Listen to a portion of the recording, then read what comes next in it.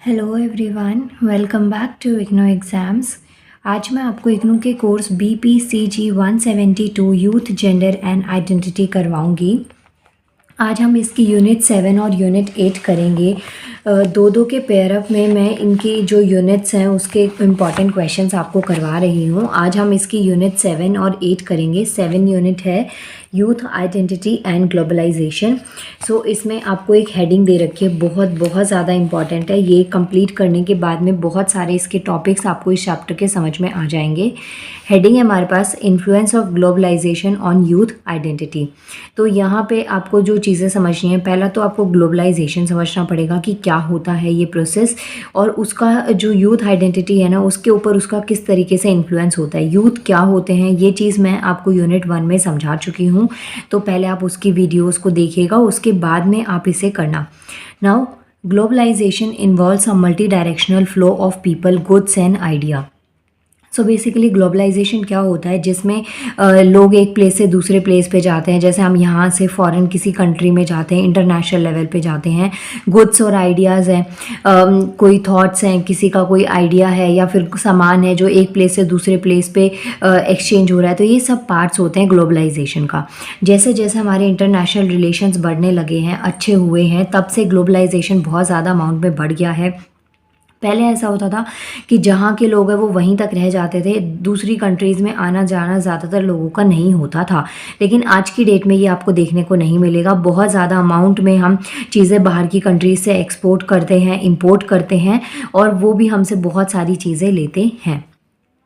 Plus अगर आप जैसे इंडिया में हम लोग रहते हैं तो वहाँ से बाहर की कंट्रीज़ में पढ़ने के लिए भी बच्चे जाते हैं, घूमने के पर्पज़ से भी जाते हैं। तो इसमें गुड्स वगैरह भी काफ़ी हद तक एक्सचेंज हो जाते हैं। तो ये सारा प्रोसेस होता है ग्लोबलाइजेशन का। अब जो ग्लोबलाइजेशन है ना, ये कॉलोनियलिज्म से काफ़ी ज़्यादा डिफरेंट है। It is different from colonialism. What was colonialism in the Indian context? क्या होता है? तो बेसिकली जैसे ग्लोबलाइजेशन में हम गुड्स को और आइडियाज़ को एक्सचेंज करते हैं, फ्लो ऑफ पीपल है। तो ऐसे ही जो कॉलोनियलिज्म है ना, इसके अंदर क्या चीज़ होती है, ये एक डायरेक्शनल एंट्री होती है foreign business and commerce companies की and their business and political relationship with various small and large kingdoms and their fiefdoms in India. तो जब हम कॉलोनियलिज्म की बात करते हैं ना, तो वहाँ पे बेसिकली बिजनेस और जो कॉमर्स कंपनीज होती हैं उन्हीं से रिलेटेड बातें होती हैं। लेकिन ग्लोबलाइजेशन में आपके गुड्स, आइडियाज़ प्लस जो लोग हैं वो भी एक प्लेस से दूसरे प्लेस पे आराम से जा सकते हैं। इसके बाद में globalization in contrast to colonization as defined as the beginning of section involves multi directional flow of goods, economic activity. Goods का जो फ्लो होना है वो क्या है, इकोनॉमी को बूस्ट करता है। आप दूसरी कंट्रीज़ में जब चीज़ों को इंपोर्ट करते हैं, एक्सपोर्ट करते हैं, या हम किसी कंट्री से लेते हैं या हमारी कंट्री से कोई दूसरी कंट्री कोई सामान को परचेज़ करती है, तो उससे हमारी जो इकोनॉमी होती है वो बूस्ट होती है। प्लस जिस तरीके से टूरिज़्म बढ़ रहा है, टूरिज़्म बढ़ने से क्या होता है कि दूसरी कंट्रीज़ के लोग हमारे यहाँ पे आएंगे, पैसा इन्वेस्ट करेंगे चीज़ों में। एक तो वो रहेंगे जहाँ पे भी रहते हैं, तो उससे हमारी इकोनॉमी बूस्ट होती है। जहाँ पे भी वो घूमने जा रहे हैं, चाहे वो मॉन्यूमेंट्स हो, चाहे कोई भी चीज़ हो, तो वहाँ पे भी काफ़ी हद तक अमाउंट में पैसा जनरेट कर सकती है हमारी government. People migration and mobility of work force and idea. दूसरी चीज़ जो आपने जैसे मॉन्यूमेंट्स वगैरह देखे होंगे, तो वहाँ पे आपने देखा होगा कि जो फॉरेन टूरिस्ट होते हैं ना, उनके लिए अलग से चार्ज होता है, इंडियंस के लिए अलग से चार्ज होता है। तो यही सब चीज़ों से जो इकोनॉमी है वो क्या हो जाती है, बूस्ट हो जाती है। इसके अलावा लोग माइग्रेट करते हैं एक प्लेस से दूसरे प्लेस पे, चाहे वो काम के पर्पज़ से, ट्रेडिंग के पर्पज़ से हो, एजुकेशन के पर्पज़ से हो, किसी भी तरीके से वो एक प्लेस से दूसरे प्लेस पे माइग्रेट करते हैं। It means that people from any part of world can engage in business activities in any other part of the world on mutual agreement and subject to compliance of the relevant trade and commerce policies. Business कर सकते हैं एक place से दूसरे place पे। इसमें क्या होता है, ऐसी बहुत सारी एक्टिविटीज़ में लोग आपस में बिजी रहते हैं, एक कंट्री से दूसरे कंट्री से उनके रिलेशन काफ़ी हद तक अच्छे होते जाते हैं। तो जो ग्लोबलाइजेशन है ना, वो एक तरीके का लेवल प्रोवाइड करता है प्लेइंग फील्ड और ट्रेड एंड कॉमर्शियल एक्टिविटीज़। तो ग्लोबलाइजेशन में ये सब बहुत सारे बेनिफिट्स होते हैं कि आप एक प्लेस से दूसरे प्लेस पे अपने गुड्स को, आइडियाज़ को भी शेयर कर सकते हैं। इसके अलावा जो कंट्रीज़ हैं, सब कंट्रीज़ में इसके बहुत सारे बेनिफिट्स होते हैं। स्पेशली इंडिया की अगर हम बात करें, क्योंकि हम वहाँ रहते हैं, तो वहाँ पे भी बहुत सारे बेनिफिट्स हैं। इवन अभी जो रशिया यूक्रेन के क्राइसिस चल रहे हैं, तो उसकी वजह से हमारी इकोनॉमी पे, प्लस कुछ कोविड का जो टाइम था उसमें भी हमारी जो इकोनॉमी है काफ़ी ज़्यादा डाउन हो गई थी। तो उसके ऊपर भी वर्क किया जा रहा है कि हम बहुत सारे प्रोजेक्ट, इनिशिएटिव्स को अपने भारत में लगाएं, जिससे कि हमारी जो इकोनॉमी है वो काफ़ी हद तक जनरेट हो। इसके अलावा जो ग्लोबलाइजेशन है ना, उससे बहुत सारी चेंजेस भी आते हैं। Changes the way of people look at themselves.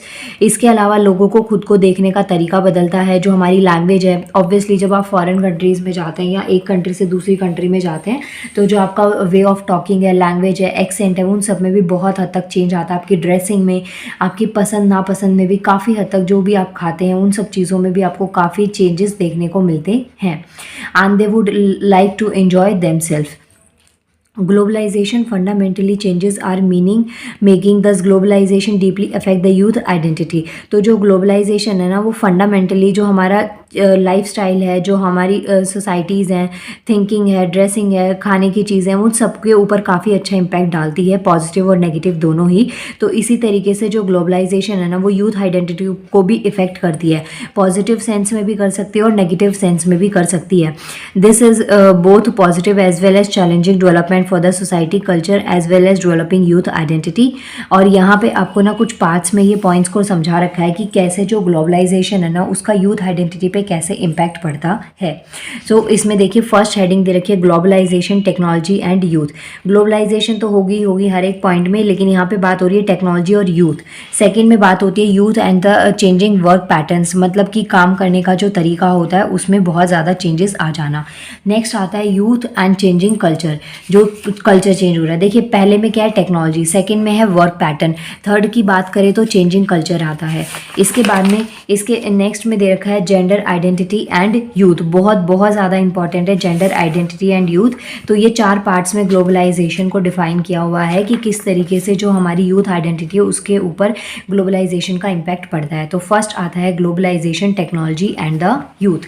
जो हमारे पास नई जो जैसे मीडिया एंड टेक्नोलॉजी है, जिसमें आप अपनी इंफॉर्मेशंस को एक जगह से दूसरी प्लेस पे शेयर कर सकते हैं। कोई भी ब्रेकिंग न्यूज़ है, कोई भी आपको मैसेज स्प्रेड करना है, फट से आप सोशल साइट्स पे डालिए और वो बहुत जल्दी स्प्रेड हो जाता है।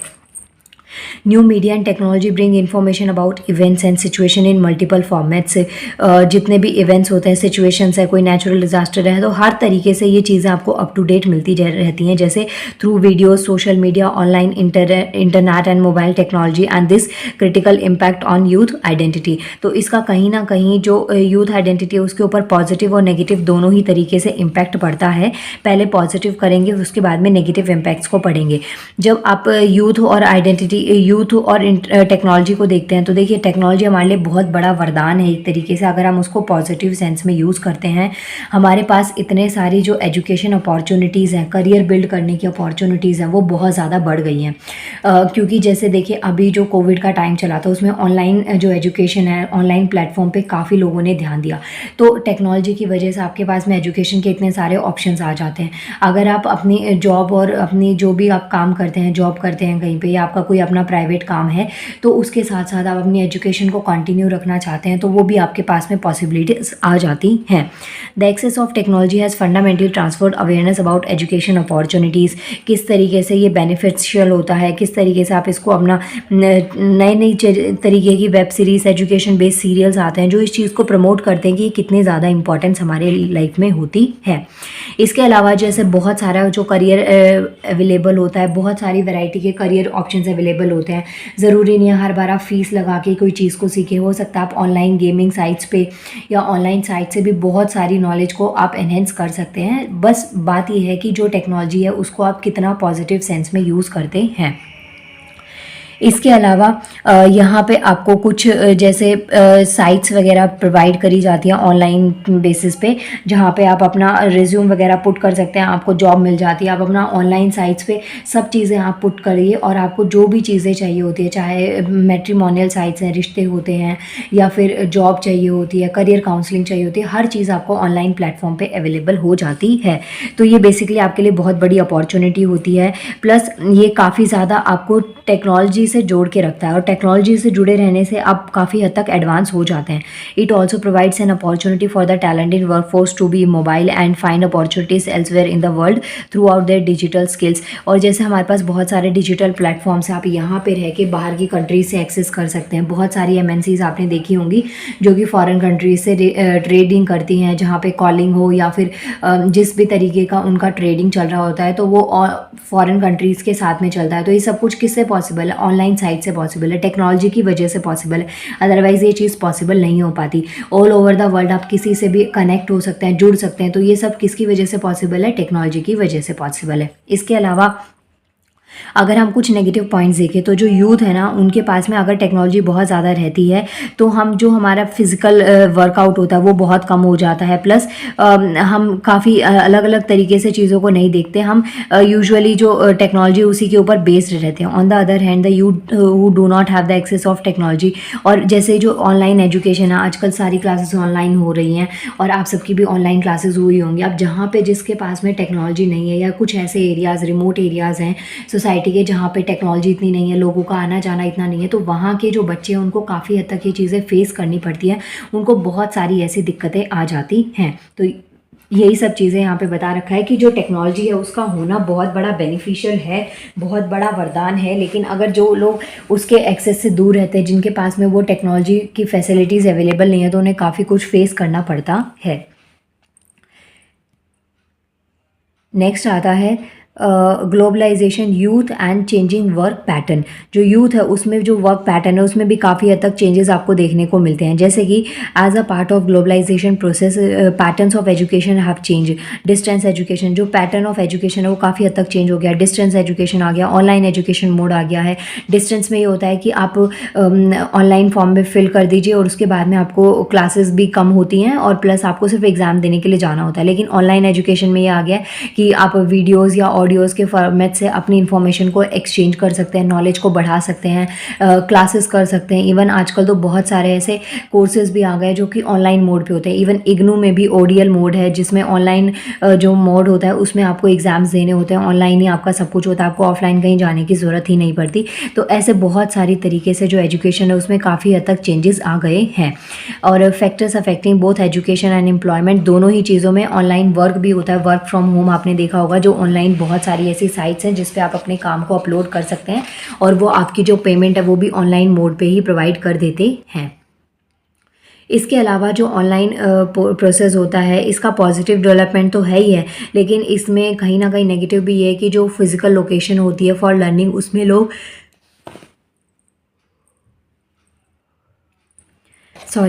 जो फिज़िकल लोकेशन होती है लर्निंग की उसमें ज़्यादातर लोग रिलेट नहीं कर पाते। इसके अलावा इवन इसका ना बहुत सारा बेनिफिट ही बेनिफिट है। अगर आप कहीं पे काम करते हैं तो आप अपने साथ साथ अपनी एजुकेशन को कंटिन्यू कर सकते हैं। आपके पास में इतना टाइम होता है, ऑनलाइन साइट्स पे आपको हर तरीके का मटेरियल अवेलेबल होता है। आपके पास में जो फ्री टाइम आप उसमें अपनी स्टडीज़ को कंटिन्यू कर सकते हैं। आपका जो टॉपिक है, अगर आपको ऑनलाइन बुक्स वगैरह पढ़ना पसंद है, रीडिंग में आपका इंटरेस्ट है, तो सब चीज़ें आपको ऑनलाइन प्लेटफॉर्म पर मिल जाती हैं। तो इससे जो आपका वर्क पैटर्न है उसमें स्मार्टनेस भी आ गई है बहुत हद तक, और आप अपने आइडियाज़ को, नॉलेज को काफ़ी हद तक ऑनलाइन प्लेटफॉर्म पे ही शेयर कर सकते हैं, जिससे आपका टाइम प्लस स्किल्स दोनों ही एनहेंस होती है। टाइम भी सेव होता है, प्लस आपको बहुत कम टाइम पीरियड में भी काफ़ी कुछ नई चीज़ें सीखने को मिलती हैं। सेकेंड वन इज़ कि यहाँ पे आपको जैसे चेंज इन ग्लोबलाइज वर्ल्ड, इसमें क्या चीज़ें बता रखे हैं। जैसे जो आईटी सेक्टर है, जहाँ पे लोग जो होते हैं इंटरनेशनल टीम्स के साथ में वर्क करते हैं, ये मैंने अभी आपको समझाया था। तो वहाँ पे क्या होता है, उनकी अलग अलग टाइम शिफ्ट्स होती हैं, जिसके लिए उनके लिए वर्क काफ़ी फ्लेक्सिबल हो जाता है, टाइम स्केड्यूलिंग्स बन जाती हैं।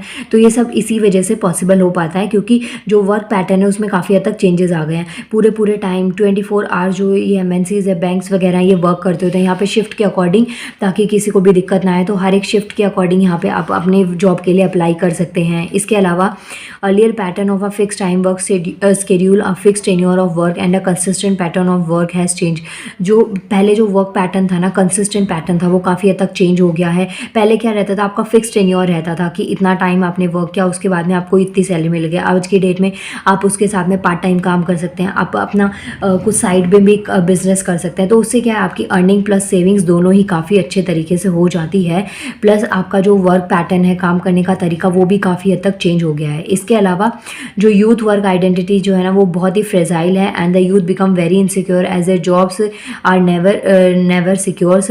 मतलब कि यहाँ पे क्या है, नेगेटिव पॉइंट भी बहुत सारे हैं। जैसे कि टेक्नोलॉजी का बहुत सारा बेनिफिट होता है, तो उसका एक नेगेटिव पॉइंट भी है कि जो यूथ है ना, उनकी जो आइडेंटिटी है वो बहुत फ्रेजाइल है। मीन्स कि ज़्यादा फिक्स नहीं है, काम करने के अलग अलग तरीके आते हैं, पैटर्न्स आते हैं, तो अगर उसमें वो पीछे रह जाते हैं तो कंपनी उनको निकाल देती है।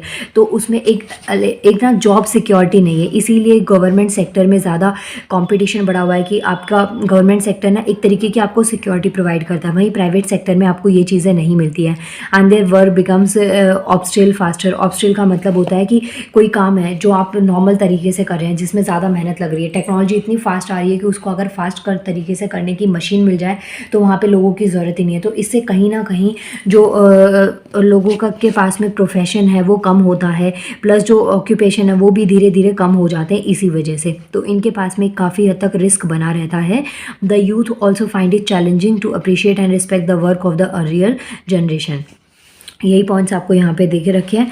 इसके बाद में नेक्स्ट दे रखा है globalization, youth and changing culture. अभी हमने पढ़ा चेंजिंग वर्क पैटर्न, जैसे जो वर्क पैटर्न है उसमें किस तरीके के चेंजेस आ रहे हैं। इसके बाद में नेक्स्ट आता है जो कल्चर है ना, उसमें कैसे चेंजेस आ रहे हैं। देखिए अब इसमें क्या चीज़ आपको बता रखी है, बहुत सारे चेंजेस, जैसे कि आप डिफरेंट कल्चर्स है, फूड है, कुजिन्स है, ड्रेसेस है, म्यूज़िक है, डांस एंड आर्ट है, सोशल नॉर्म्स है, जो कि आपके होने भी चाहिए। जो चीज़ ज़रूरत है नहीं है, हर तरीके से आप इसमें काफ़ी हद तक इसमें आप पार्टिसिपेट कर सकते हैं। और जो टेक्नोलॉजी और जो मॉडर्न एरा जिस तरीके से बढ़ रहा है उसमें आपको बढ़ना भी बहुत ज़रूरी होता है। प्लस ग्लोबलाइजेशन से एक और सबसे बड़ा बेनिफिट होता है, जैसे कि अगर आपको थाई फूड पसंद है, इटालियन पसंद है, तो वो भी आपको इंडियन होटल्स में भी मिल सकता है। इंडियन होटल्स में जैसे 5 स्टार रेटिंग के जो होटल्स होते हैं वहाँ पे बहुत सारी वैरायटी के कुजिन्स आपको मिलते हैं। चाइनीज़ तो बहुत ही कॉमन हो गया है, नॉर्मल एक टपरी से लेके और एक जो रेस्टोरेंट टाइप में होते हैं ना, उन सब में आपको चाइनीज़ फूड मिल जाता है। वहीं पे जैसे थाई होता है, इटालियन होता है, कुछ ऐसे जो कुजिन्स होते हैं वो भी आपको ईजिली एक्सेस हो जाते हैं। ग्लोबलाइजेशन का ये बहुत बड़ा बेनिफिट हुआ है। प्लस जो आपकी फैशन सेंस है, ड्रेसिंग सेंस है, वो सब चीज़ें भी काफ़ी हद तक चेंजेस हो जाती हैं। इसके अलावा यहाँ पे आपको यही चीज़ें बता रखी हैं कि complexity in changing in local culture with some aspects of culture changing faster and some remaining unchange, resistance to change. Some sociological thinkers have called it mutable self, a self that seems to be different context. This is both positive and negative implications. On the positive side, it implies flexibility and adaptations of rapidly changing scenario. जो भी globalisation हो रही है या जो culture change हो रहा है उससे आपको बहुत सारी पॉजिटिव चीज़ें भी मिलती हैं कि आपके पास में ऑप्शंस बहुत ज़्यादा बढ़ जाते हैं। आप किसी भी चीज़ को आराम से ले सकते हैं। कोई भी चीज़ आपको कहीं का भी, कोई भी फूड, कहीं की भी ड्रेसिंग, कुछ भी अगर आपको कपड़े वगैरह जो भी चीज़ आपको ट्राई करनी है तो वो ईजिली लेवल पे आपको मिल जाती है। और अगर नेगेटिव साइड में देखें तो इसमें बहुत सारी चीज़ें ना जो एलिनेशन है वो चीज़ इंक्रीज़ हो रही है। इंक्रीज़ होने का मतलब आप लोगों से बहुत अनफ्रेंडली हो रहे हैं, ज़्यादा लोगों से घुल मिल नहीं रहे हैं। ऑनलाइन साइड पे सब कुछ अवेलेबल है, तो जो आपके फ्रेंड्स होते हैं, गेमिंग वगैरह है, टाइम पास भी आप जो भी करते हैं वो सब भी आपका ऑनलाइन मोड पे ही चला गया है। तो जो लाइफ है ना वो डिजिटल लाइफ हो गई है। रियल लाइफ के कंपैरिजन में जो डिजिटल पर्सोना आप लोगों का या सबका ही एक तरीके से डिजिटल पर्सोना हो गया है, जिससे लोग आपस में अपनी फैमिली से या आसपास की जो बातचीत होती है वो चीज़ें नहीं कर पाते, या जो हाउस होल्ड एक्सपीरियंस होते हैं उसको नहीं शेयर कर पाते या उसको फील नहीं कर पाते। तो टेक्नोलॉजी का ये कहीं ना कहीं काफ़ी हद तक नुकसान भी आपको देखने को मिलेगा। इसके अलावा जो बच्चे होते हैं या जो यूथ है उन्हें ये भी लगता है कि जो उनकी फैमिलीज़ है वो ओल्ड फैशन्स हैं, या फिर जो मॉडर्न टाइम में जैसे थॉट्स होते हैं या जो चीज़ें होती हैं उनको वो कॉप अप नहीं कर पाएंगी। Thus they on one hand might think that their families are old fashion and they themselves are modern, thus creating a distance between them and their families. वो खुद को बहुत ही मॉडर्न और फैमिलीज़ को ओल्ड फैशन समझते हैं, जिसकी वजह से भी फैमिली में, पेरेंट्स में और बच्चों में एक तरीके का जो डिस्टेंस है वो क्रिएट हो जाता है। Their families might feel out and less confident to the whole situation on the other hand by not sharing information. और इसकी वजह से क्या होता है कि जो हमारा प्रोटेक्शन लेवल है वो भी कम हो जाता है, क्योंकि फैमिलीज़ में इतनी ज़्यादा अंडरस्टैंडिंग होती नहीं है, तो जिससे बच्चे उन्हें कुछ चीज़ बताते नहीं हैं, और वो कई बार बहुत ही छोटी छोटी प्रॉब्लम से स्टार्ट होती हैं चीज़ें, और वो इतनी बड़ी प्रॉब्लम में फंस जाते हैं कि उसके बाद में उनसे लड़ पाना पॉसिबल नहीं हो पाता है। इसीलिए शायद से आपने सुना भी होगा बहुत सारे सुसाइड केसेस बढ़ रहे हैं। वजह कहीं ना कहीं ये भी है कि अंडरस्टैंडिंग जो है ना वो ख़त्म हो रही है फैमिलीज़ में। comfort and wise come from the families as a known person from before। और इसके अलावा जो चीज़ उनको सपोर्ट या केयर अपनी फैमिली में नहीं मिलती, फिर वो चीज़ बच्चे बाहर ढूंढते हैं, जिसकी वजह से वो कहीं ना कहीं कभी कभार बहुत बड़ी प्रॉब्लम्स में भी फंस जाते हैं। तो यही सब चीज़ें आपको यहाँ पे दे रखी हैं। नेक्स्ट में पॉइंट में बता रखा है globalization, gender identity and youth. अब यहाँ पे जेंडर आइडेंटिटी की बात करी गई है। देखिए, जो जेंडर होता है और एक होता है सेक्स, दोनों में बहुत ज़्यादा डिफरेंस होता है। जब हम सेक्सुअलिटी की बात करते हैं तो वो हमारा बायोलॉजिकल होता है कि बायोलॉजी जो आपके रिप्रोडक्टिव ऑर्गन्स है वो मेल वाले हैं या फीमेल है। लेकिन जो जेंडर आइडेंटिटी है ना, ये बेसिकली बात करती है जो सोसाइटी के बेसिस पे आपको चीज़ें मिल रही हैं, और सोसाइटी के बेसिस पे जब आप में क्रिएट हो रहा है, जैसे मैन और विमेन में डिफरेंट डिस्क्रिमिनेशन देखने को मिलेगा। एक सेम वर्क प्लेस पे काम करते हैं, स्टिल उनको दोनों में सैलरी पैकेज में आपको डिफरेंसेस देखने को मिलेंगे। तो इस टाइप की जो चीज़ें हैं वो यहाँ पे बात करी गई है। Gender is a social construction and the society itself changes rapidly due to the globalization. Our understanding of gender identity also change rapidly. They creates its own sets of challenge and opportunities. तो यहाँ पे ये चीज़ आपको बता रखी है। इसको 3 parts में डिवाइड किया गया है, 3 पॉइंट्स में इस आंसर को डिवाइड किया गया है। We view 3 strong linked social phenomena which are fundamentally changing and transforming our understanding of what it mean by born a man or a woman and what it mean to be a young man or a woman in these rapidly changing time। अब देखिए, by birth आप man है या women है, ये चीज़ एक अलग है, और आप जो भी सोसाइटी में जहाँ पे भी रहते हैं उस अकॉर्डिंग आप मैन है या विमेन है, उस चीज़ों में बहुत ज़्यादा डिफरेंस होता है। यहाँ पे आपको पॉइंट बता रखे हैं, जैसे कि फर्स्ट पॉइंट में क्या बता रखा है, the first and obvious change in gender identity in globalization is to change in the power relation as they move away from traditional locations to the multiple location. For example, if information is power, the traditional location of power was in urban areas, but with the globalization rural areas would also have access to information through new medias and internet. Thus, even if the girl or a woman is not allowed to go out of the house in the village or to go to the panchayat or block district office to get any information relevant to her, she can still access it through her mobile phone. यहाँ पे आपको ये चीज़ बता रखी है, जो globalisation है ना, उससे जेंडर आइडेंटिटी में भी बहुत बड़ा चेंज देखने को मिला है। पहले ये था कि जो चीज़ आपके पेरेंट्स आपको नहीं बता रहे, आपकी सोसाइटी आपको नहीं पता चलने दे रही है, तो वो चीज़ आपको पता नहीं चलती थी। आज की डेट में मोबाइल फ़ोन्स में इंटरनेट का एक्सेस इतना अच्छा है, या ये इतना पॉजिटिव साइड है कि आप कोई भी इंफॉर्मेशन आपको चाहिए, कुछ भी अगर आपको पता लगाना है तो आप हर चीज़ को पता कर सकते हैं, हर चीज़ के बारे में इंफॉर्मेशन को कलेक्ट कर सकते हैं। यहाँ पे यही एक गर्ल का एग्जाम्पल दे रखा है कि अगर वो गाँव में नहीं जा सकती, घर बाहर अगर वो गाँव में रहती है और बाहर नहीं जा सकती वहाँ पे, या फिर पंचायत वगैरह में जाना उसे अलाउ नहीं है, परमिशन नहीं है, तो भी स्टिल उसे जो भी रेलेवेंट इंफॉर्मेशन है जो उसके काम की है या अगर चाहिए तो वो ले सकती है अपने मोबाइल फ़ोन से। She is not dependent on anybody to access the information as compared when she was to physically travel to the urban areas. पहले जैसे जो फिजिकली ट्रैवलिंग होती थी कि एक गर्ल को अगर कहीं पे जाना है, फीमेल को कहीं पे जाना है, तो उसे एक मेल की ज़रूरत पड़ेगी तभी वो जा सकती थी, तो वो चीज़ भी ग्लोबलाइजेशन की वजह से काफ़ी कम हुई है। प्लस अगर कहीं पर आप फिजिकली नहीं जा सकते तो इंटरनेट एक्सेस से भी आप वो चीज़ों को आराम से देख सकते हैं।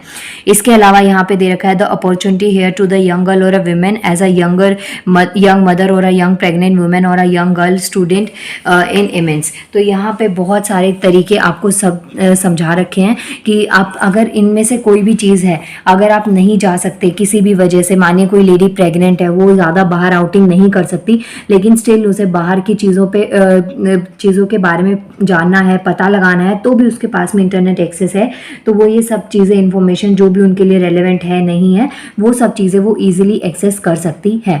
सेकेंड चैलेंज यहाँ पे क्या बता रखा है, ये काफ़ी सीरियस और साइकोलॉजी है इस चीज़ से रिलेटेड, कि जैसे जो इंटरनेट होता है ना और जो कंटेंट होता है वो कई बार ऐसा बोला जाता है कि वो चिल्ड्रंस के लिए अप्रोप्रिएट नहीं है, और कई बार वो मतलब कि बच्चों के लिए उसका बहुत ही नेगेटिव इम्पैक्ट पड़ सकता है। लेकिन एज आई सेड कि इसके पॉजिटिव और नेगेटिव साइड्स दोनों ही होते हैं, तो ये नहीं कह सकते कि ये हर तरीके से एक्सेस में रहेगा कि नहीं। लेकिन हाँ, ये चीज़ होती है कि जब बच्चे इस चीज़ को देखते हैं तो उनमें स्टार्टिंग से ही काफ़ी कुछ चेंजेस आपको देखने को मिल जाते हैं। For example, the internet and the content may not be appropriate for the children, and they may inadvertently or sometimes knowingly or forced to watch, or the internet may provide false or unvalidated information. How societies respond to these changes, a power relation overall and in specific context of gender, would be crucial in determining how not only societies but how technologies evolves over time. कई बार जो internet होता है उस पर आपको false information मिलती है, कोई फेक न्यूज़ मिल जाती है, या फिर कुछ चीज़ें आपको बहुत ही नेगेटिव सेंस में बता दी जाती है। नेगेटिव सेंस में जैसे आप मूवीज़ में देखते हैं, बॉलीवुड या हॉलीवुड या फिर स्पेशली जो साउथ साइड की जो मूवीज़ होती हैं उनमें अगर आप देखते हैं ना तो बहुत सारे चोट लगने के बाद, डैमेज होने के बाद भी ना जो एक्ट्रेस होते हैं या एक्टर होते हैं, हीरो होते हैं स्पेशली, तो वो उठ के खड़े हो जाते हैं। तो इससे कहीं ना कहीं जो जेंडर आइडेंटिटी है उसमें आपको देखने को मिलेगा। प्लस जो चीज़ें हैं ना, जैसे कि जो हमारा बॉलीवुड है उसमें बहुत सारी जितनी भी एक्ट्रेस होती हैं वो सब शॉर्ट ड्रेसेस पहनती है, तो कहीं ना कहीं ये जो आइडेंटिटी है ना इससे क्राइम्स बहुत बढ़ते हैं, बहुत सारी नेगेटिव चीज़ें बढ़ती हैं, क्योंकि इसके पॉजिटिव और नेगेटिव साइड दोनों ही होते हैं। दो उनका ये इंटेंशन नहीं होता, उनका इंटेंशन यही होता है कि सबको अपनी फ्रीडम होती है, सबके पास अपनी लिबर्टी होती है, वो जैसे भी रह सकते हैं। लेकिन कई बार इन सब चीज़ों से काफ़ी हद तक आपको सोसाइटी में नेगेटिव प्लस पॉजिटिव साइड देखने को मिलती हैं। यूजुअली नेगेटिव, क्योंकि लोग ना उस चीज़ को बहुत ही गलत सेंस में लेते हैं। इसके अलावा जो स्टेबल जेंडर सोशलाइजेशन है वो भी काफ़ी बढ़ता है इस चीज़ से। यहाँ पे जैसे आपको बताया होगा कि societies in Afghanistan who strictly believe in socialization girls and womens in veils, तो अफगानिस्तान में ये चीज़ आपने देखी है कि उनको ज़्यादातर जो फीमेल्स होती हैं उनको परमिशन नहीं होती कि वो ऐसे ही पब्लिक प्लेसेस पे जाएं, या फिर उनकी जो ड्रेसिंग होती है उस पर भी काफ़ी तरीके की रिस्ट्रिक्शंस होती हैं। तो ये चीज़ें एक तरीके से जो वुमेन्स होती हैं उनको बहुत ही एग्रेसिव बना देती है। बाकी की जो सोसाइटीज़, जो वेस्टर्न सोसाइटीज़ हैं, इनमें अगर वो एड्रेस करती हैं या वो चीज़ें देखती हैं तो उनको लगता है कि कहीं ना कहीं ये काफ़ी हद तक गलत हो रहा है, जिसमें भी मीन्स की पॉजिटिव और नेगेटिव साइड दोनों ही तरीके से सोसाइटी में लोग उसमें फिर आवाज़ उठाना स्टार्ट कर देते हैं। तो यही सब पॉइंट्स आपको यहाँ पे बता रखे हैं, जो चीज़ आप अपने कनेक्ट करके लिख सकते हैं। इसके अलावा जैसे अगर कोई वर्किंग वुमेन है या जो अगर घर में रहती है तो उस अकॉर्डिंग भी उनको काफ़ी चीज़ें फेस करनी पड़ जाती हैं जेंडर आइडेंटिटी के बेसिस पे। नेक्स्ट आता है, and societies are force to confront the dissonances with, for example traditionally there are was still continues to be a gap in the pay offered for a men and women for a similar kinds of job profile। तो ये कई बार मैंने आपको इसी question में समझा दिया है कि अगर सेम जॉब प्रोफाइल होता है स्टिल फिर भी मेल और फीमेल में आपको देखने को मिलेगा कि जो फीमेल होती है उसको कम सैलरी पैकेज मिलता है as compare to man. Second, ये जो पैराग्राफ आपको बता रखा है, देखिए यहाँ पे आपको जो जेंडर आइडेंटिटी है ना, यूजुअली इसमें मेल और फीमेल की बात करी गई है। अब यहाँ ये जो पैराग्राफ है इसमें LGBTQ और जो भी थर्ड जेंडर होते हैं, ट्रांसजेंडर्स होते हैं, उनकी बात यहाँ पे करी गई है इस पूरे पैराग्राफ में। तो यहाँ पे आपको यही सब चीज़ें बता रखी हैं। Globalization bring opportunities for alliance and inclusions of the all the gender identities. तो ग्लोबलाइजेशन है ना, उसने एक तरीके की अपॉर्चुनिटी क्रिएट करी है जितनी भी जेंडर आइडेंटिटीज़ होती हैं उन सब के लिए।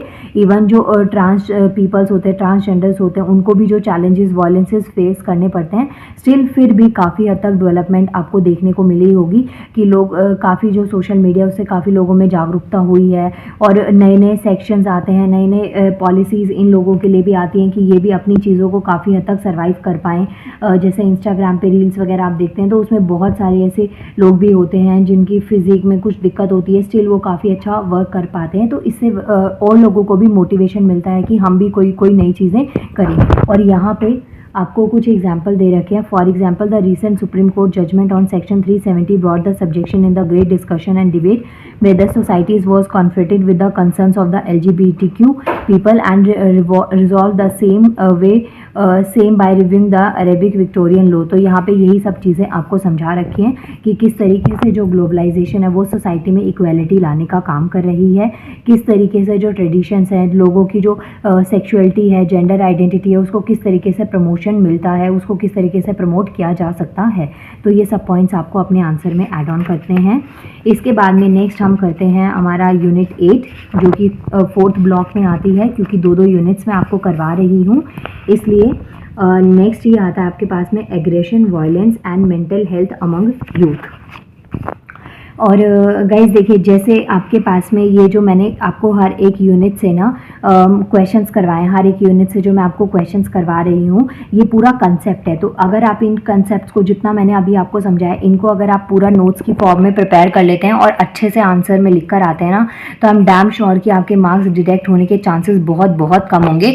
और ऐसा बिल्कुल भी नहीं है कि इसके में से आपके क्वेश्चन में एग्जाम में क्वेश्चंस आएंगे या नहीं आएंगे, ऐसा बिल्कुल भी नहीं है। डेफिनेटली यही चीज़ें आपसे पूछी जाती हैं, लेकिन हाँ, अब मैं बिल्कुल ये भी नहीं कह रही हूँ कि बिल्कुल पत्थर की लकीर है कि यही सब आएगा, क्योंकि पेपर मैंने नहीं बनाया। मैं आपको एक हेल्प कर रही हूँ कि हाँ, ये चीज़ें तो एटलीस्ट आप पढ़ के जाएं, क्योंकि एग्जाम में ज़्यादा टाइम आपके पास में नहीं है। नाउ पहले एग्रेशन क्या होता है इसको थोड़ा डिफाइन करते हैं, उसके बाद में हम इसके आगे के पार्ट्स को कंटिन्यू करेंगे। Aggression in simple terms is दस कॉजिंग हार्म और हर्टिंग अदर्स। एग्रेशन क्या है? बेसिकली आप खुद को या किसी और को जब हर्ट करते हैं। It can be verbal as well as physical, as direct as well as indirect. तो जो एग्रेशन है ना, फिजिकल और वर्बल दोनों ही तरीके से हो सकता है। आप किसी को बोलकर कुछ गुस्सा निकाल देते हैं, या फिर फिजिकली वे में किसी को तोड़ फोड़ के आप बराबर कर देते हैं। तो दोनों ही तरीके से जो एग्रेशन है, डायरेक्ट और इनडायरेक्ट वे में हार्मफुल होता है। वायलेंस जो होता है वो इस एग्रेशन का ही एक एडवांस वर्जन होता है, मोर एक्सट्रीम फॉर्म ऑफ एग्रेशन होती है। वायलेंस का मतलब होता है जब आप मार धाड़ पे उतर जाते हैं। तो एग्रेशन, गुस्से में आप कोई चीज़ आप बोल के निकाल देते हैं गुस्सा, वो एक अलग चीज़ होती है। लेकिन वहीं पे आप किसी को इंजरी देते हैं, किसी को इवन डेथ की भी सिचुएशंस आपको देखने को मिलती है कि गुस्से में आपने किसी को मार दिया, मर्डर वर्डर कर दिया। तो ये सब चीज़ें आपको देखने को मिलती है। This aggression and violence can be said to be a continuum where the extreme end is violence. For example, जब एग्रेशन बहुत ज़्यादा बढ़ जाता है तो जो उसका एंड होता है ना, वो होता है वायलेंस। जैसे कि टेररिस्ट किलिंग देखा, मर्डर, रेप एक्सेट्रा। तो ये चीज़ें कई लोग जो होते हैं ना, वो एग्रेशन में वायलेंस के बेसिस पे भी करते हैं। और ये जो टेररिस्ट किलिंग है, तो ये अभी रिसेंट की न्यूज़ थी जिसमें एक टेलर को मार दिया गया था, 2 मुस्लिम्स ने उनको मार दिया था। तो ये एक तरीके का एग्रेशन ही था कि उनके किसी भी, देखिए जो हमारा भारत देश है ना, वहाँ पे धर्म के नाम पे ना लोग बहुत ज़्यादा लड़ते करते रहते हैं। तो ये चीज़ गलत भी है, जिसकी वजह से पहले तो गुस्सा होता है और फिर बाद में वो वायलेंस में कन्वर्ट हो जाता है। तो उसकी वजह से बहुत सारे ऐसे क्राइम जैसे मर्डर, रेप एक्सेट्रा, ये सब चीज़ें आपको देखने को मिलती हैं। All violence include aggression but not all aggressive acts are violent. जितना भी वायलेंस होता है ना, वो सब में एग्रेशन होता है, लेकिन जितने भी एग्रेसिव एक्ट्स होते हैं वो वायलेंट नहीं होते हैं। वजह देखिए, कई बार आप गुस्से में, जैसे आपके पेरेंट्स गुस्से में आपको डांट देते हैं, कई बार आप उनके अनुसार काम नहीं करते तब आपको डांट पड़ जाती है, आपके टीचर्स आपको डांट देते हैं, तो वो एक एग्रेशन होता है। वायलेंस का मतलब होता है कि आप किसी से बहुत क्रूल बिहेवियर कर रहे हो, आपके टीचर कोई हो जिसको इतना ज़्यादा एग्रेशन हुआ जिसकी वजह से उन्होंने आपको कूट दिया बहुत अच्छे से, तो आपको बहुत ज़्यादा चोट लग जाए। तो इस तरीके से एग्रेशन और वायलेंस में डिफरेंस आपको देखने को मिल जाएगा। वायलेंस काफ़ी ज़्यादा डैमेज कर देता है, एग्रेशन फिर भी एक लिमिट में डैमेज करता है। यहाँ पे 2 थिंकर्स की डेफिनेशन दे रखी है जिन्होंने एग्रेशन को अलग अलग तरीके से डिफाइन किया था। आप आंसर में ये भी लिख सकते हैं।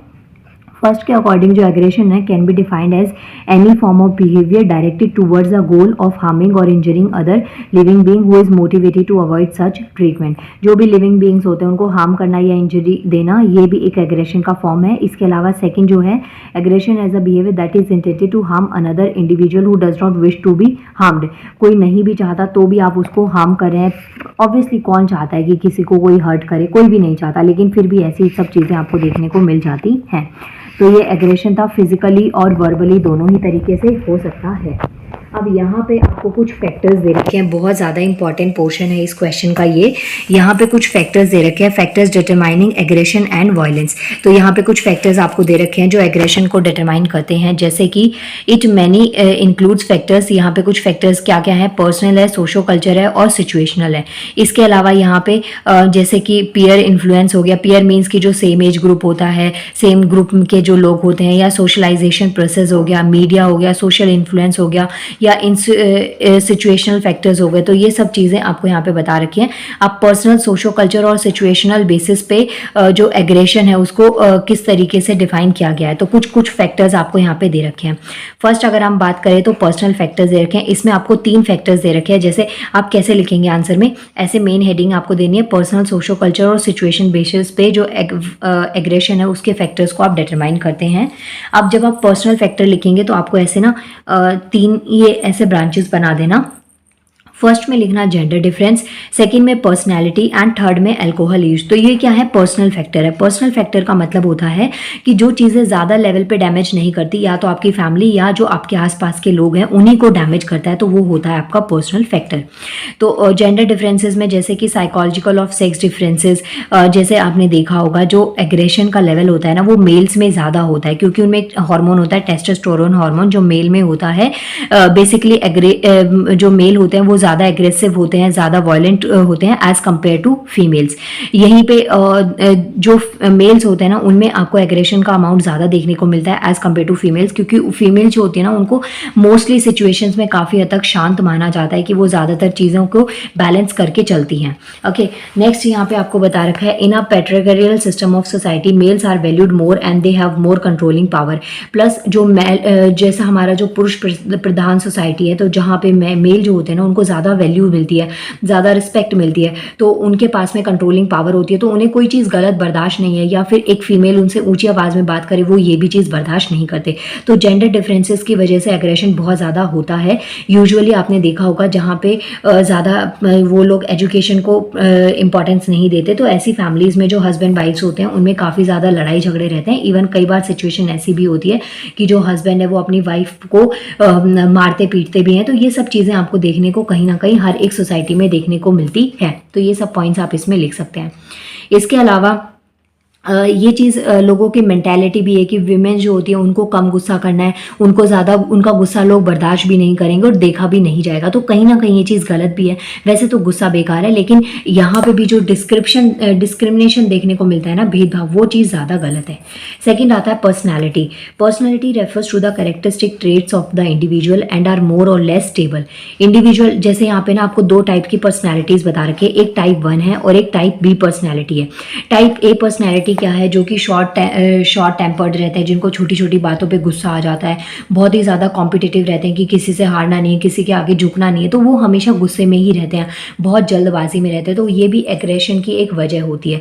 सेकंड जो टाइप बी पर्सनैलिटीज़ होती है वो क्या है, बहुत ही रिलैक्स्ड होते हैं, बहुत ही काम टाइप के लोग रहते हैं। अगर रेड लाइट भी है तो भी वो एकदम चिल रहते हैं कि नहीं गुस्सा नहीं करना। लेकिन कुछ लोग होते हैं रेड लाइट पे टेम्परेचर बढ़ जाता है उनका, या फिर कोई रिक्शा वाला किसी कार वाले से टकरा जाए तो उस टाइम पे काफ़ी ज़्यादा गुस्से में हो जाना।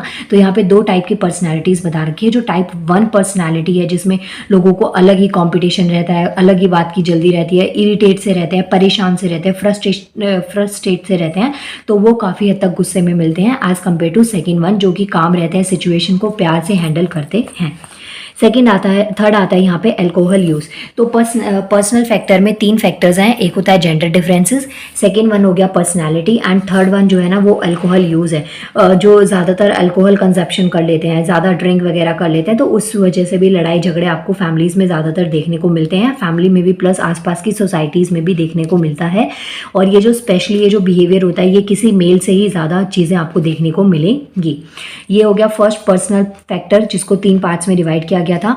नेक्स्ट आता है आपके पास में socio culture factor. Socio culture factor में भी देखिए इसमें आप जो सोशो कल्चर फैक्टर लिखेंगे इसमें फर्स्ट आता है आपका parenting and family practices, second आता है peer relationship, third 1 is provocation, next 1 is frustration, next उसके बाद में है सोशल एक्सक्लूजन, फिर आता है मीडिया एंड कल्चरल प्रैक्टिसेस, और लास्ट आता है आपका सिचुएशनल फैक्टर। देखिए ये जो है ना 1 2 3 4 5 6 7 सोशो कल्चर फैक्टर जो है ना इसमें आपको 7 ऐसे बनाने हैं, 1 2 3 4 5 6 1 2 3 4 5 6 7 ऐसे 7 आप पॉइंट्स बनाएंगे सोशो कल्चर फैक्टर में। टोटल आपको 7 दे रखे हैं और मैं आपको ये सजेशन दूंगी कि 7 में से एटलीस्ट 5 तो आप करके ही जाइए कि अगर एग्जाम में आए तो आप इसको लिख पाएँ।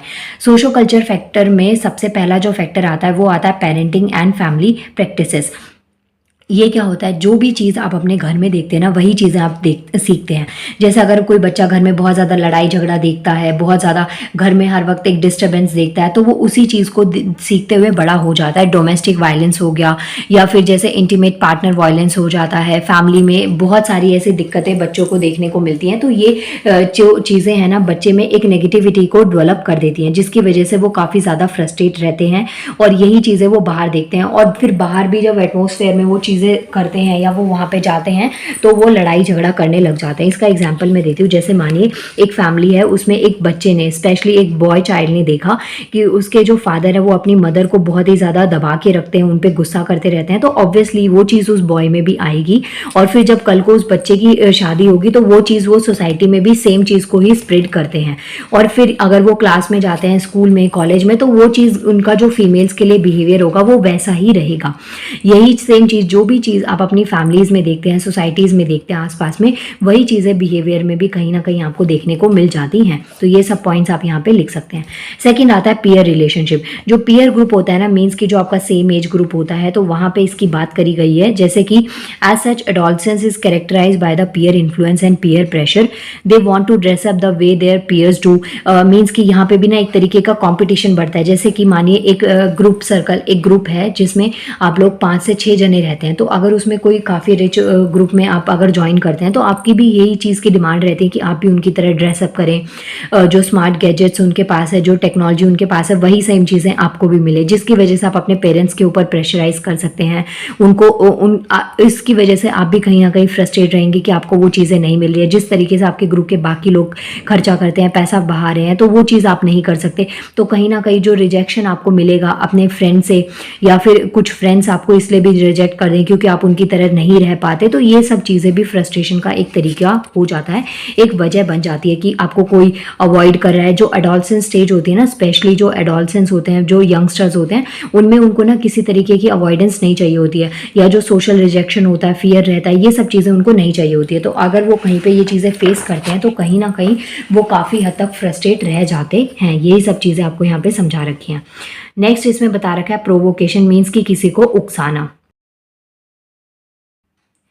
जैसे कि कई बार क्या होता है, आप किसी को उकसाते हैं कोई चीज़ करने के लिए। यंगस्टर्स में ना एक कंपटीशन सा रहता है कि सोसाइटी के अगेंस्ट जाके उनको बाइक स्टंट करने हैं, जो कि गवर्नमेंट अगर देखें तो इलीगल होता है, रूल्स के अकॉर्डिंग इलीगल होता है, लेकिन वो आपस में एक दूसरे को उकसाते हैं कि come on you can do it and types of. तो ये चीज़ें आपको देखने को मिलती हैं। प्लस कुछ लोग क्या होते हैं, उनका मजाक बना दिया जाता है, वो चीज़ से गुस्सा हो जाते हैं। कुछ कई बार होता है कि हम नॉर्मल बातचीत करते हैं, लेकिन वो कई बार इतनी लिमिट क्रॉस हो जाती है तो उससे भी एग्रेशन का एक फॉर्म बढ़ जाता है। तो ये सब चीज़ें आपको यहाँ पे समझा रखी है। नेक्स्ट आता है आपके पास में फ्रस्ट्रेशन। तो फ्रस्ट्रेशन एग्रेशन का एक बहुत ही जो दोनों चीज़ें आपस में कहीं ना कहीं रिलेट करती हैं, फ्रस्ट्रेशन और एग्रेशन एक ही कॉइन के दो पार्ट्स हैं ये।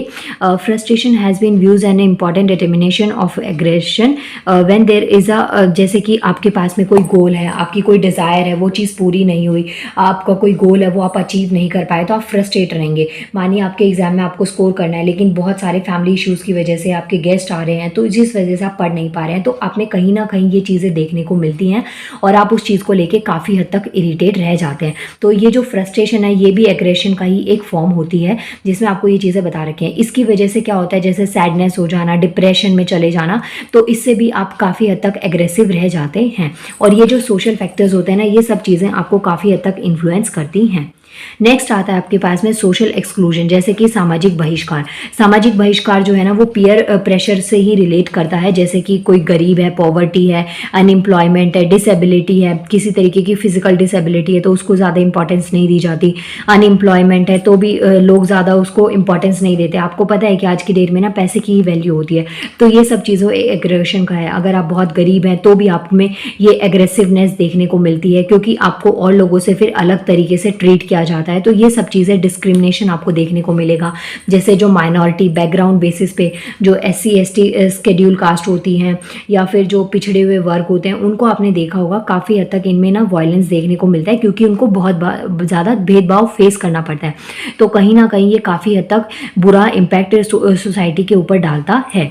इसके अलावा जो ये सोसाइटी के सोशल रिजेक्शंस होते हैं ना, इनको दो पार्ट्स में डाला गया है, एक इमोशनल हो गया और एक कॉग्निटिव बेसिस पे। तो सोशल रिजेक्शन बेसिकली इन्हीं इन्हीं सम फैक्टर्स के ऊपर वर्क करता है कि आप बहुत ज़्यादा गरीब हैं, आप अनएम्प्लॉयमेंट हैं, आपके अंदर कोई भी एम्प्लॉयमेंट नहीं है, तो ये सब चीज़ें यहाँ पे आती हैं। अब इसमें एक टर्म आती है हॉर्जेटाइल एट्रीब्यूशन बाइसेस। तो इसमें क्या होता है, person might be see to peoples laughing together. जैसे कि मानिए एक कई बार ना मिसअंडरस्टैंडिंग भी क्रिएट हो जाती है कि लोग दो जने हंस रहे हैं और आपको लगता है कि वो आप पे ऊपर हंस रहे हैं, लेकिन एक्चुअल में ऐसी सिचुएशन नहीं होती।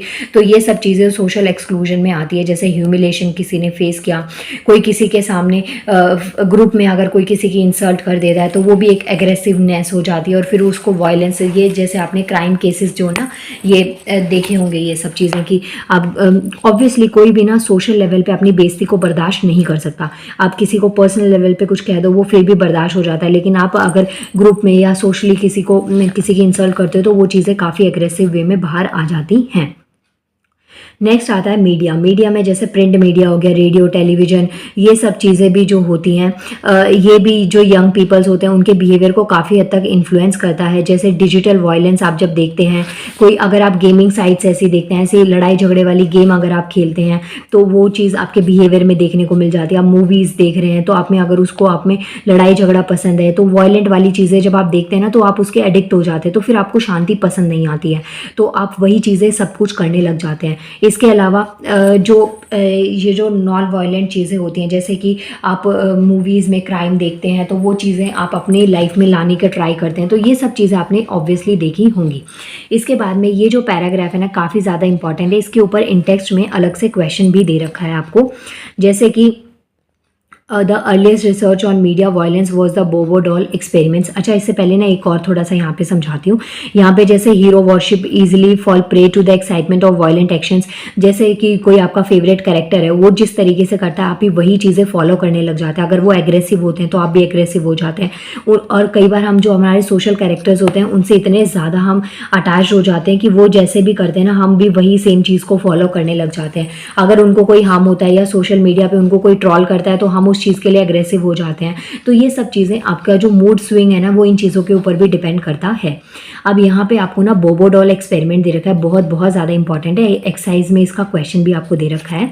तो यहाँ पे ये जो एक्सपेरिमेंट था ना, इसमें क्या हुआ, they design an experiment in which an adult shows aggressive attack against an inflated toy Bobo doll by kicking, hitting, punching the doll. यहाँ पे एक डॉल है जिसके ऊपर ना एग्रेसिवनेस दिखाया गया था। मतलब बच्चों से ये एक अडल्ट ने अपना जो एग्रेसिवनेस है ना वो एक डॉल के ऊपर निकाला, बाय किक करके या फिर पंच करके, हिट करके। In another group there was no such violence. Both the programmes were shown to the nursery school children and then both the groups were left in the room with several toys. It was clearly seen that the group were exposed to the violence exhibit. अब देखिए, इसको मैं example से आपको समझाती हूँ। जैसे क्या होता है कि आपने देखा होगा जो यूजुअली गर्ल्स होती है ना वो डॉल्स वगैरह से ज़्यादा खेलती हैं, तो वो अपनी डॉल्स को, टॉयज़ को काफ़ी हद तक संभाल के रखती है। वही जो बॉयज़ होते हैं ना वो चीज़ों को तोड़ने फोड़ने में ज़्यादा बिलीव करते हैं। टॉय आया उसको तोड़ फोड़ दिया, गर्ल्स की जो डॉल्स है उसको तोड़ फोड़ दिया। तो यही सब चीज़ें आपको बता रखी हैं कि एक जो ग्रुप, दो ग्रुप्स बनाए, उसमें एक को ये चीज़ दिखाई गई कि उस डॉल को किक किया गया, हिट किया गया, वायलेंस दिखाया गया। सेकंड को ऐसा कुछ नहीं दिखाया गया। और फिर जो दोनों ग्रुप्स हैं ना उनको, दोनों ग्रुप के बच्चों को एक रूम में बंद कर दिया बहुत सारे टॉयज़ के साथ में। और फिर आपने देखा जो एग्रेसिव बिहेवियर था उन्होंने उस टॉयज़ को तोड़ दिया और जो दूसरा नहीं थे उन्होंने उनको नहीं तोड़ा और वो नॉर्मल तरीके से रहे। नेक्स्ट पैराग्राफ में आपको ये चीज़ बता रखी है कि जो वायलेंट गेम्स होती है, वीडियो गेम्स वगैरह खेलते हैं, एग्रेसिव बिहेवियर होता है, तो ये सब चीज़ें भी आपकी डे टू डे लाइफ में आ जाती हैं। नेक्स्ट आता है आपका कल्चरल प्रैक्टिसेस। कल्चरल प्रैक्टिसेस में क्या आता है, जैसे कि जो ऑनर किलिंग होती है, इंटरकास्ट मैरिज होती है। जैसे बहुत सी फैमिलीज़ होती हैं उनको ना इंटरकास्ट मैरिजेस अलाउ नहीं होती। उनको लगता है कि जो हमारी कास्ट है वही दी बेस्ट है, उसके अलावा जो कास्ट हो या नीची जाति के लोगों के साथ उनको रहना उठना बैठना नहीं है। और उनकी फैमिली के बच्चे अगर ऐसा कुछ कर देते हैं तो उनको काफ़ी हद तक एग्रेसिवनेस आती है, मर्डर हो जाते हैं। लोग जात पात के नाम पर बहुत ज़्यादा आपने लड़ते कटते मरते हुए देखा होगा। तो ये सब चीज़ें आपकी कल्चरल प्रैक्टिसेस में आती हैं। Honour killing in case of intercaste marriage, inter religion marriages where people from one religion और caste feel they are superior and their daughter marrying in other religion caste is insult to their honour. और अगर उनके बच्चे किसी दूसरी society में, specially girls अगर दूसरी सोसाइटीज़ में मैरिज कर लेती हैं, शादी कर लेती हैं, तो उनको लगता है कि वो उनकी ऑनर के खिलाफ होगा, उनकी इंसल्ट होगी। इन चीज़ों में भी एग्रेसिवनेस कहीं ना कहीं बढ़ जाती है। तो ये बहुत सारे फैक्टर्स आपको बता रखे थे जिसकी वजह से जो एग्रेसिवनेस है ना वो कैसे बढ़ते हुए देखने को मिलती है। इसके बाद में नेक्स्ट आपको दे रखा है सिचुएशनल फैक्टर।